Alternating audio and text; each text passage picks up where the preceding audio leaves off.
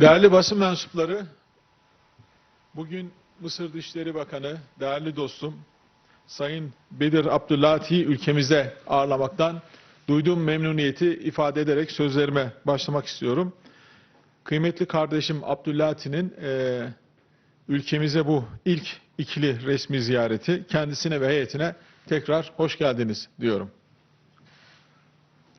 Mısır'la olan ilişkilerimiz her geçen gün kuvvetleniyor. Bölgesel konularda daha yakın işbirliği yapıyoruz. 2025 yılı Mısır'la diplomatik ilişkilerimizin tesisinin 100. yıl dönümünü teşkil ediyor.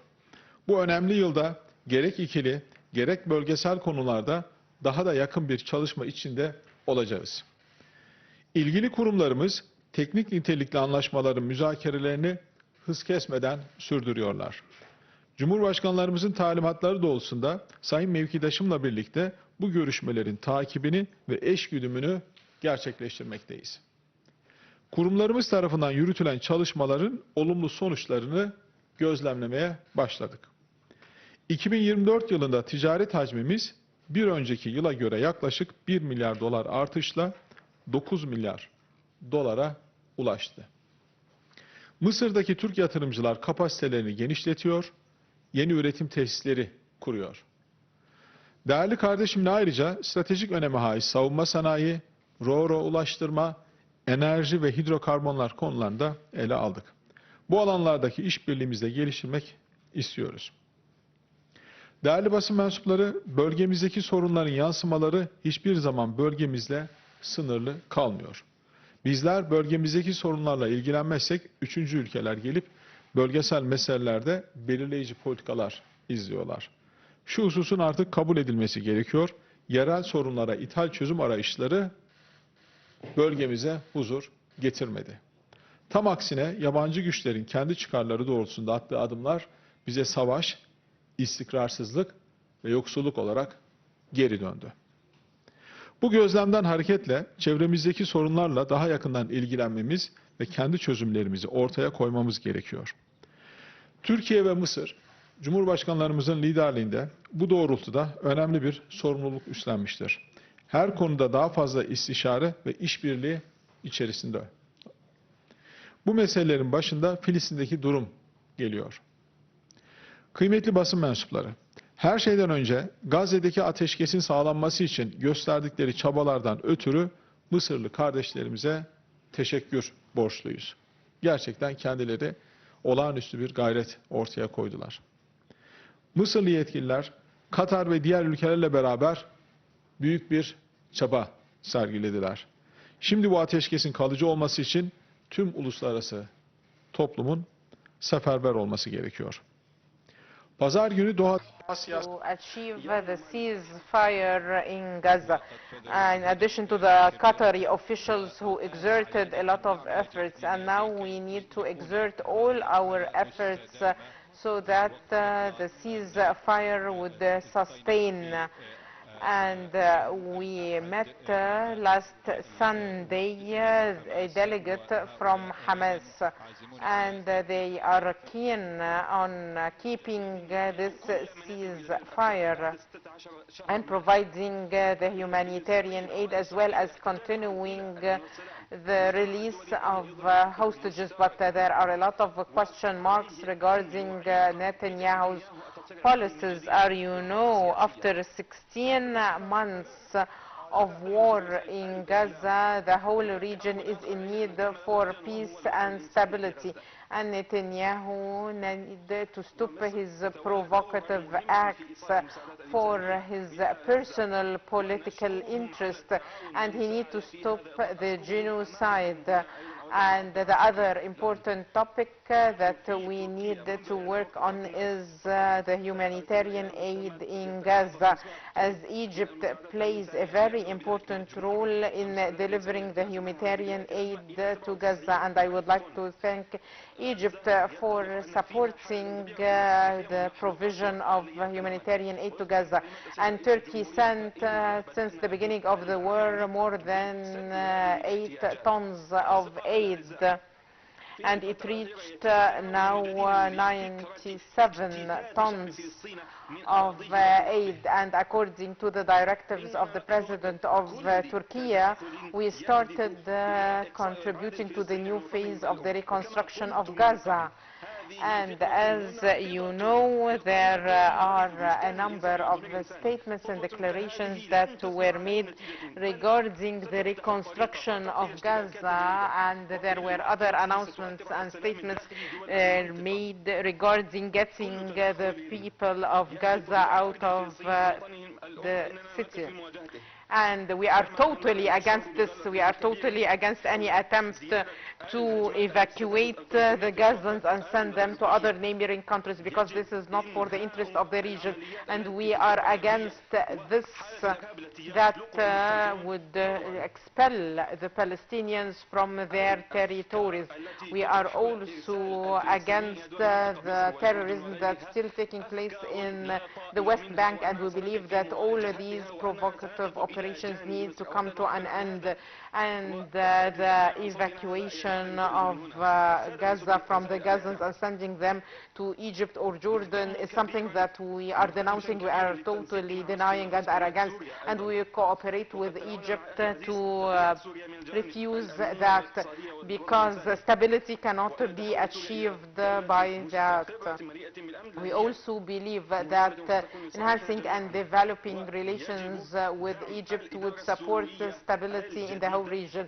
We discussed also the developments in Syria and the importance of supporting Syria so that peace would disseminate in the whole region, and we need to support the transition administration in Syria to achieve its security and stability. One of the preconditions that need to be achieved for the stability of Syria is getting all terrorist groups out of Syria, be it PKK or Daesh, ISIS. So we believe that we are going to work with the new administration in Syria to get all of these terrorist groups out of Syria, and we will support all the efforts exerted in this context. And we also agreed with Egypt to achieve stability in Libya. So we will continue the dialogue with Egypt regarding the support of Libya. And we will be in continuous dialogue with Egypt regarding the African issues and the African countries. You know, the clashes taking place in Sudan need to come to an end as soon as possible. So we will do our best so that the Sudanese want to start the holy month of Ramadan under these clashes, so we'll work with Egypt on that. Also, Turkey would work to support all the efforts exerted to achieve peace in all African countries. As you know, we started holding this meeting in Ankara, and we thank Egypt for supporting all our efforts. And we are supporting and cooperating with different countries, in particular Egypt, to achieve peace in the African Horn. So Turkey and Egypt need to work, and we look forward to developing the relations further, and I believe that Mr. Badr Abdelatty is fully aware of this, and we will work on achieving further cooperation between both countries. I would like to thank him once more for this visit. Mr. Hakan Fidan, the Foreign Minister of Turkey, thank you very much. Distinguished colleagues and journalists and media representatives, at the outset, I would like to extend thanks and appreciation to my brother, Mr. Hakan Fidan, for the hospitality, and to express my happiness to visit the friendly state of Turkey. I'm honored to meet President Recep Tayyip Erdogan this evening, and this is a very important meeting for both countries. This is my first visit to Turkey as the Foreign Minister of Egypt, and this visit coincides with celebrating the centennial for the diplomatic relations between Egypt and Turkey, who have joint history and ties of joint action and fraternity for a long period. And this is shown in the fact that both countries signed a lot of agreements and treaties, on top of which is Qadish Treaty in the year 1269 as the first historical peaceful treaty to inculcate the principle of peaceful coexistence. This long history between the two countries gives momentum to the bilateral relations between Egypt and Turkey. And of course, we found that we agree on a lot of regional and international issues of interest for both countries. And we launched the joint strategic senior council presided over by President Sisi and President Recep Tayyip Erdogan. I held today with brother Foreign Minister Hakan very positive talks, during which we discussed the files of bilateral cooperation between both countries, and we expressed our happiness with this cooperation and its development since the visit of President Sisi to Ankara in September last year. And we discussed also together means of enhancing a trade exchange between both countries that reached this year $8.8 billion for the year 2024, and we emphasize the importance of continuing our efforts to achieve the objective of $15 billion as agreed upon between both presidents during their meeting last September in Ankara. And we agreed on the importance of putting a time schedule to achieve this objective and work together on removing any obstacles that might prevent us from achieving this, in addition to continuing efforts to enhance investment and support all forms of bilateral cooperation. We talked also about developing cooperation in the field of energy, tourism, as the number of tourists increase between both countries. And my visit today coincides with the visit of the Minister of Tourism to Ankara, as he received a number of Egyptian artifacts that were seized by the Turkish authorities after they were smuggled out of Egypt, and I would like to thank Turkey for giving back them to Egypt. And I wish that both ministers will sign a memorandum of understanding for cooperation between both countries in the field of tourism. Ladies and gentlemen, we also discussed a number of bilateral files of interest for the two countries. And of course, we will have a further opportunity to develop the relations and the ties, and there would be also a meeting at the ministerial level between me and Minister Fidan in Cairo this year to prepare for the coming meeting for the Joint Advisory Council presided over by the presidents of both two countries. Ladies and gentlemen, we discussed today in a lengthy manner a number of regional and international files, on top of which is, of course, the developments in Gaza and the West Bank and East Jerusalem.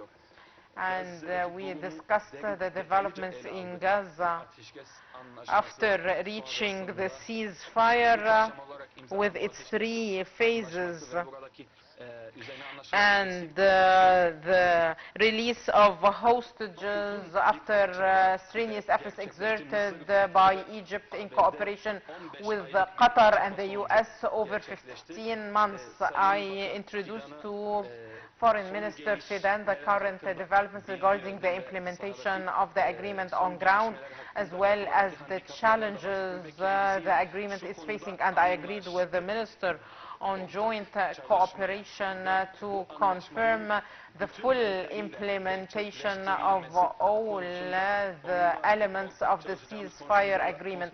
And we re-emphasize the Egyptian-Turkish joint stance regarding establishing a Palestinian state according to the borders of 1967, with East Jerusalem as its capital according to the international legitimacy laws and resolutions. Both ministers emphasized rejecting any change in the inalienable rights of the Palestinians, and the fact that we are against any unilateral actions taken in Gaza, like the building of settlements or changing the historical identity and the historical status of Christian and Muslim holy sites. And we both emphasize the importance of the Turkish support to all efforts that would be exerted regarding the reconstruction and the recovery of Gaza, as well as the importance of cooperating in this context. And I told Minister Fidan that Egypt will host a conference to mobilize international efforts for the reconstruction of Gaza, as well as supporting the resilience of the Gazans and supporting the Palestinians and their rights to develop the infrastructure that was destroyed in the Strip after the humanitarian crisis they face. And we agreed on the great importance of keeping the Palestinians in their territories in Gaza, and the fact that we are against any attempt to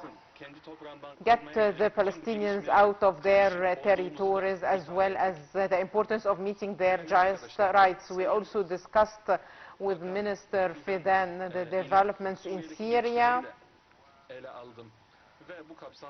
And in this context, I would like to emphasize that the stability, security, and the integrity of Syria and the welfare of its people is a priority for Egypt. And of course, we are supporting the Syrians and their aspirations to prosperity and security. And we look forward to Syria getting back to its active role in the region and in the international community. And of course, this is going to be attained effectively, as I agreed with Minister Fidan, through starting a real political comprehensive process that includes everyone, in addition to fighting terrorism and meeting the aspirations of the Syrians.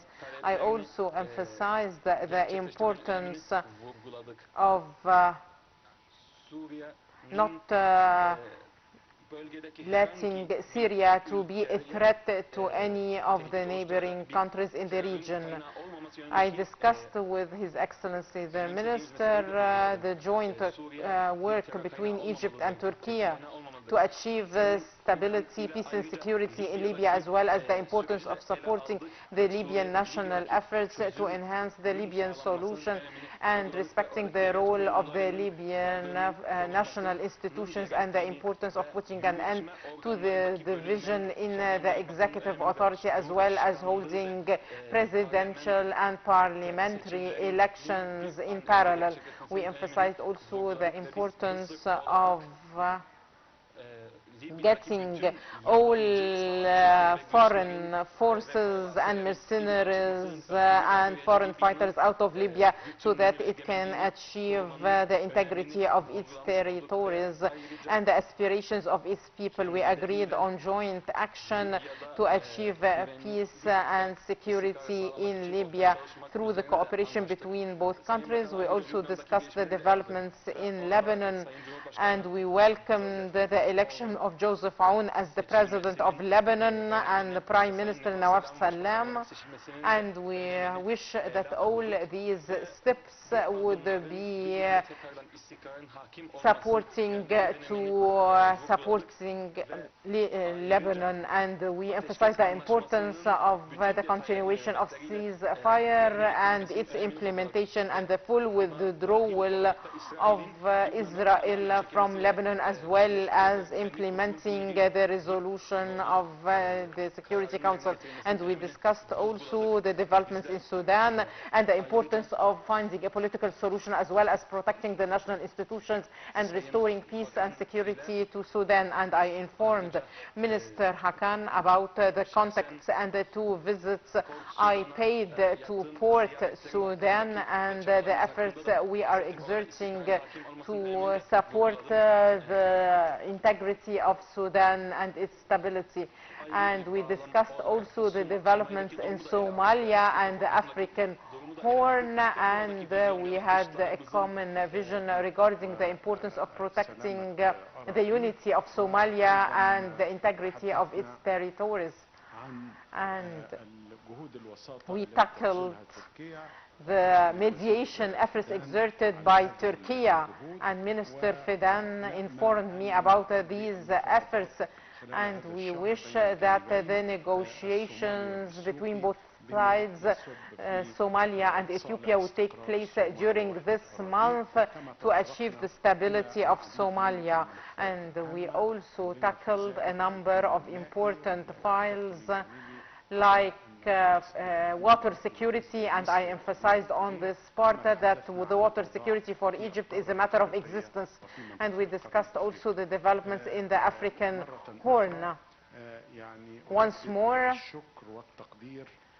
I would like to express thanks and appreciation to my dear friend, His Excellency Minister Hakan Fidan, for the hospitality, and I would like to emphasize Egypt's keenness on continuing its efforts to enhance cooperation between Egypt and Turkey and to open new horizons for the relations between both countries and support stability and security in our region. And we will continue our joint cooperation to serve the interests of the both friendly countries and peace and security in our region and in the African continent. Once more, thank you, Mr. Minister.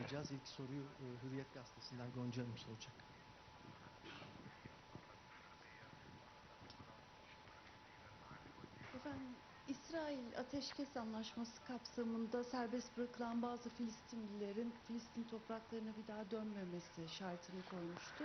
We receive only 4 questions, please. Amacıyla bazı Filistinlilerin Türkiye'ye kabul edileceğini duyurdu.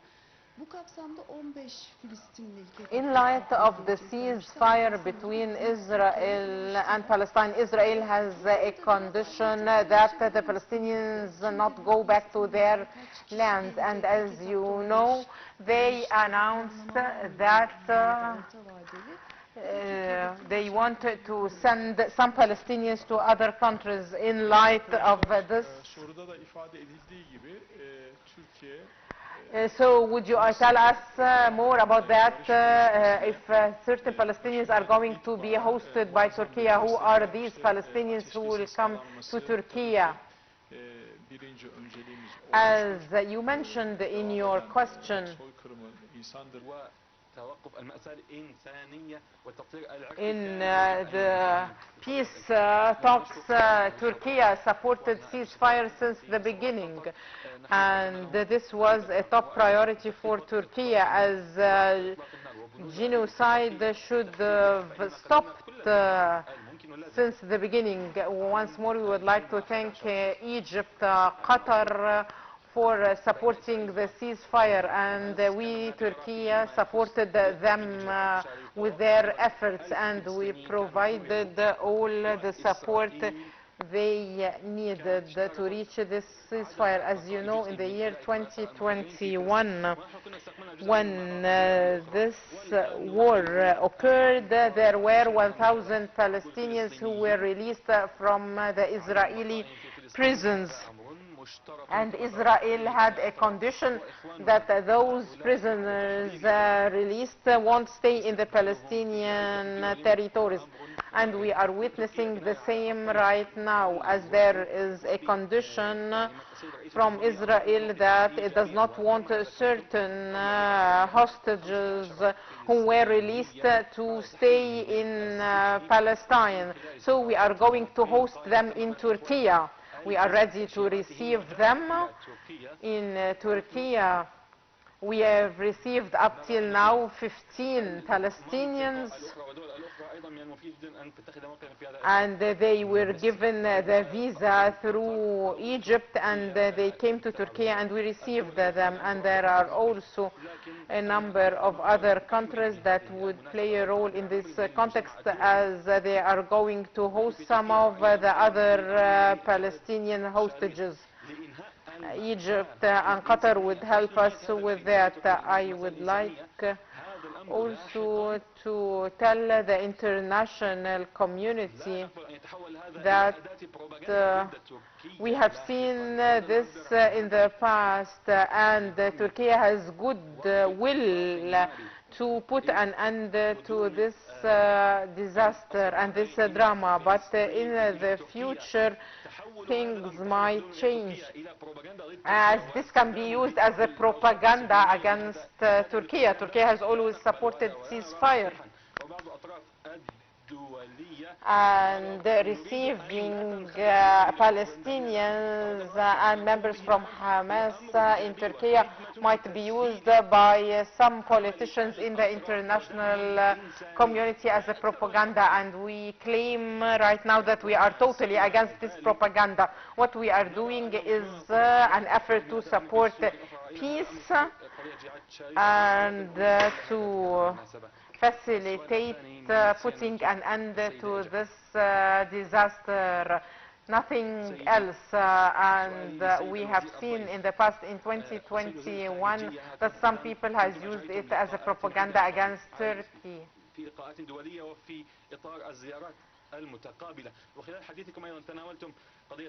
My question is to the Egyptian minister. You met Foreign Minister Hakan before, and you held afterwards a number of meetings, and you mentioned that you will enhance the relations between both countries. And last year there were also a lot of senior meetings that were held. When we look at all these developments, we want to know how will enhancing the relations between both countries influence what's taking place in the region. We would like to thank you for this question. We have continuous consultations and talks with our friends here in Turkey, and we thank Turkey for all the support that it provides, especially regarding the Palestinian cause. As for the Joint Advisory Strategic Council presided over by their Excellencies President Sisi and President Erdogan, this council held its first meeting here in Ankara last September, and we are preparing now for holding its second meeting next year in Cairo. And we have a responsibility, both myself and Minister Fidan, to meet at the ministerial level in Cairo over the coming few months, so that we can well prepare for the second session of this advisory senior strategic council between the two countries. And of course We are looking forward to developing further the relations between both countries. We have open horizons for cooperating in all fields, especially economic, commercial, and also political consultations. As you mentioned, His Excellency President Erdogan paid a visit to Cairo to attend the meeting for the developing countries, and the President Sisi also visited Ankara, so we are looking forward to another visit by President Erdogan to Egypt, as this reflects the great interest given by both countries to developing their relations. And as I mentioned, there are political will from both presidents and directives given to us as foreign ministers to develop further the relations and take them to another level and increase the trade exchange between the two countries, as well as support investment and developing political relations between the two countries, as Turkey is an important country, so Egypt gives due attention to developing the relations with Turkey. Thank you. السؤال الثالث من صحيفة ينشفق. سؤالي للسيد الوزير فيدان. سيدي، الرئيس الأمريكي دونالد ترامب قال تصريحات حول إخراج الفلسطينيين من أرضهم. The third question from Yeni Shafaq newspaper. My question to Mr. Hakan Fidan. Donald Trump suggested getting the Palestinians out of their territories and sending them to Egypt and Jordan. How do you comment? I referred to this in my speech. We are against totally this. We are fully against it, and as you know that it started mainly this problem with evacuating the Palestinians out of their land. So we would never accept this getting the Palestinians out of their land. We are supporting the two-state solution. On the contrary, we support the presence of the Palestinians in their land, and this suggestion is going to threaten national, regional, and international peace. And we, as Turkey, believe that there are messages that should be sent to refuse and deny this, as such steps would have a very negative impact on the whole region and the coming generations. And these ideas would increase wars in the future. The steps that would be taken won't lead to solving this cause, but it rather would lead to the aggravation of the condition. We can give you examples from the past to prove that Netanyahu's ideas bring the whole region to the cliff and to a bigger crisis. So this is wrong, and this is a wrong step. And we need to read what's taking place in a correct manner. We will be totally against this, and we are against repeating this mistake twice. And we need to think well and take the appropriate decisions, because if the opposite is done, the war would go on, and problems and difficulties would last, and there would be no solutions at all. I mentioned in the past that when you start a war, you will receive a blow from this place or another place. So we need to read history correctly and learn from it and avoid repeating the same mistakes. We believe that if you would take steps with good intentions, then you will get good results, but on the contrary, wrong decisions would harm you and the whole region. So we need to oppose totally this idea. The last question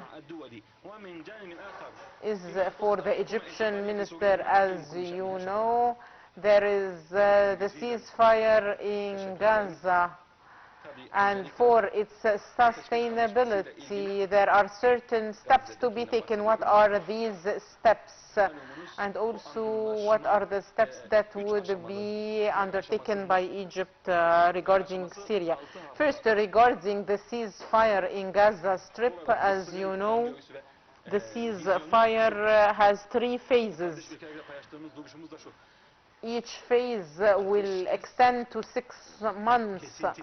So the Egyptian vision is very clear in this context, and we agree on it with our brothers that this ceasefire should be a sustainable ceasefire.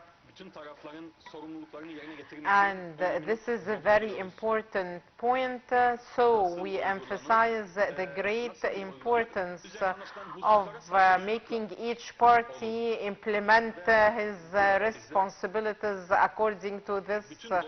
How would it be implemented? This would be done through respecting what was agreed upon, and of course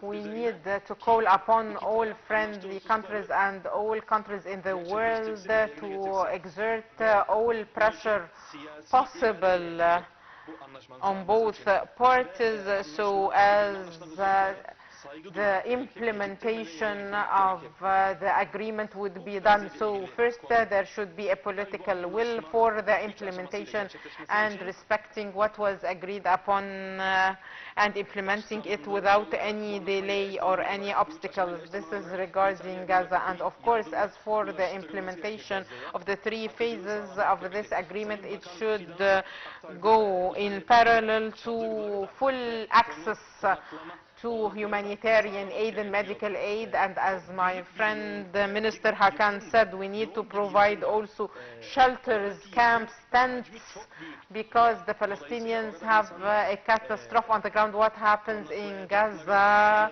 is a real disaster, a full-fledged disaster. So we start by dealing with the implementation of the agreement as well as the accessibility of humanitarian aid. 600 trucks every day go into Gaza, and we look forward to increasing them, and Egypt is mobilizing all its resources to facilitate the entry of these trucks into Gaza Strip.